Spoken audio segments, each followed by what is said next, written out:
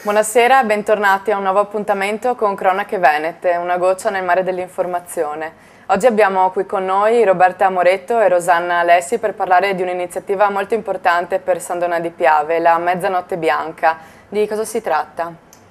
È un'iniziativa partita da alcuni commercianti con la finalità di portare un po' di vita nel centro, un centro che vuoi per la crisi, vuoi per i molti lavori in corso, è diventato non deserto, però comunque molto meno praticabile di un po' di tempo fa. Ecco, come nasce questa manifestazione, questa iniziativa? Perché? Ma la manifestazione nasce innanzitutto perché se vogliamo che la gente venga in centro, dobbiamo dare un motivo per cui venga.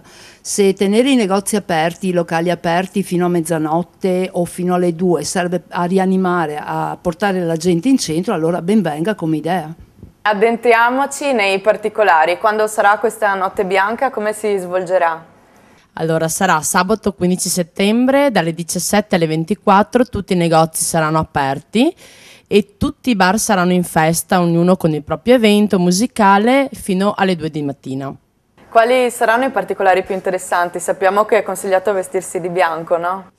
Sì, infatti tutti i negozi saranno addobbati di bianco, tutte le commesse vestite di bianco, ogni locale farà il proprio evento musicale, ci saranno anche gli artisti in strada. Vi invitiamo a partecipare numerose, in particolare i sandonatesi, perché lo slogan della serata è Vivi la tua città.